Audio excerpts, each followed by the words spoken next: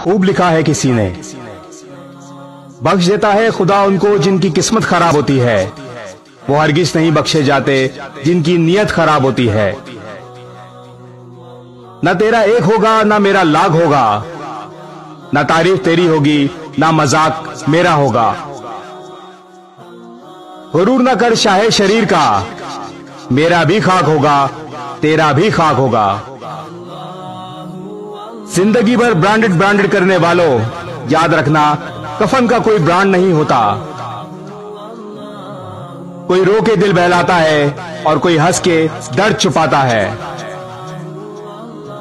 क्या करामात है कुदरत का, जिंदा इंसान पानी में डूब जाता है और मुर्दा तैर कर दिखाता है।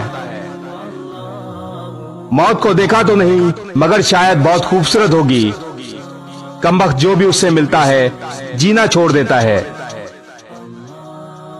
गजब की एकता देखी लोगों की जमाने में, जिंदों को गिराने में और मुर्दों को उठाने में।